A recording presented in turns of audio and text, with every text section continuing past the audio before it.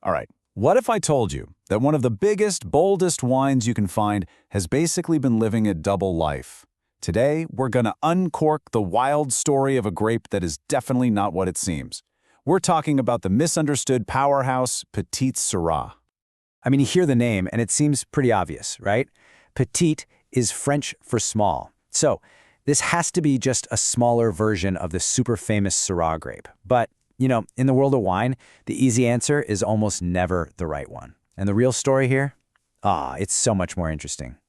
And really, that confusion is the perfect place to start our story, because this is a classic, textbook case of mistaken identity. Okay, so here's the heart of the mix-up. You've got Petit Sirah, with its teeny-tiny, super dark berries and a name that literally translates to small Syrah. So yeah, for about a century, pretty much everyone, including winemakers, just assumed it was the junior version of the world-famous Syrah. They figured they were direct relatives. But as you're about to find out, the real family connection is not at all what you'd think. So if it's not a mini Syrah, then what in the world is the connection? Well, to figure that out, we've got to do a little DNA test and look at its actual family tree.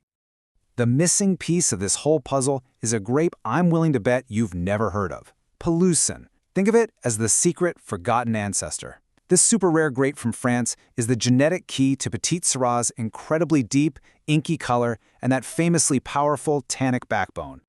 And here it is, the big reveal. Way back in a French vineyard, Syrah and Pelusson naturally cross-pollinated, and boom, a brand new grape was born. So Syrah isn't its ancestor or its big brother, it's one of its parents. This makes Petit Sirah the child in the relationship, not just a smaller copy. And this wasn't just some old winemaking folklore. The truth was hiding in the grape's DNA all along. But it wasn't until 1997 that researchers at UC Davis in California finally cracked the genetic code. Just think about that for a second. It took over 100 years of confusion before science could step in and solve the mystery for good. So finally knowing its true identity was a huge deal. Because for most of its life, this grape has been on an absolute roller coaster. Let's trace its journey, from a new creation to a forgotten workhorse, and all the way back again. Its journey is just incredible. It starts out in France around 1880, created by a botanist named Francois Durif, who, you guessed it, named it Durif after himself. Just 4 years later, it lands in California, gets misidentified, and is stuck with the name Petit Sirah. For decades, nobody really cared about it. It was just an anonymous blending grape used to add some dark color to other wines. But then, in the late 20th century, a new generation of winemakers took a closer look and realized, wait a minute, there's some serious potential here. But to unlock that world-class potential, you can't just plant this grape anywhere. It's a powerhouse, for sure, but it really needs the right home, the right combination of sun and soil to truly shine. And the ground it grows in makes a huge difference in the final wine. You plant it in heavy clay soils, you're going to get a muscular, powerful wine with a ton of structure and firm tannins. But put that same grape in sandy soil, and it becomes much more elegant, with softer tannins. And in gravelly soils, where the vine really has to struggle, all that energy gets concentrated into the grapes, giving you intense flavor and a really cool minerality. It's a perfect example of terroir in action. Okay, so growing the perfect grapes is half the battle.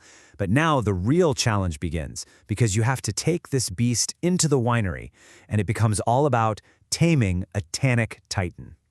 With a grape this naturally powerful, a winemaker's job is really about gentle guidance. You can't be aggressive. It all starts with extraction. If you handle it too roughly, you'll pull out all these harsh, bitter tannins. Then, it's about controlling the temperature very carefully to get that beautiful deep color without also getting too much tannin.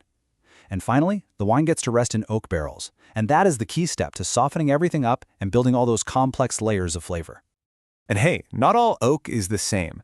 The type of barrel is a huge stylistic choice. If you use American oak, you're going to get these big, bold, sweet flavors. Think vanilla, coconut, sweet spice. It creates a much richer wine. But French oak is way more subtle. It lends these elegant notes of baking spice, maybe some cedar and tobacco. This one decision can completely change the personality of the wine in your glass. So, we know its real identity, we know its underdog story, and we know how it's made. Now for the best part. What does it actually taste like? Let's get into the bold flavors and, of course, the perfect food pairings. In the glass, Petit Sirah is just a full-on sensory experience, in the best possible way. First off, the color is just stunning. It's so deep and inky purple that it's almost black. Then you get the aromas: intense blackberry, plum, a little bit of black pepper and violet.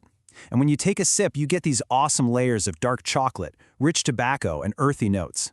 But what really defines it is the structure. This is a big, full-bodied wine with a serious backbone of firm, powerful tannins. Let's be clear, this is not a shy wine. And that bold structure is exactly what makes it a dream to pair with food. Those powerful tannins just beg for rich dishes, like a grilled steak or some smoky barbecue, because they cut right through the fat. Its natural spicy notes make it a really cool, adventurous pairing for something like a Moroccan tagine. And for cheese, well, you need something that can stand up to it. We're talking hard-aged cheeses, like a sharp Parmigiano Reggiano or a really good aged Gouda. You know, this quote just nails it. Petit Sirah is a wine that challenges and rewards. It's not a simple, easy-drinking wine you forget about instantly. It's a wine with so much character that it makes you pay attention. And because of those tannins, it has this incredible ability to age and get better for years and years. It's a true reward for anyone willing to look past the name. So from a case of mistaken identity all the way to a modern-day titan, Petit Sirah has more than earned its moment in the spotlight. So I guess the only question left is, are you ready to finally go out and meet this misunderstood powerhouse?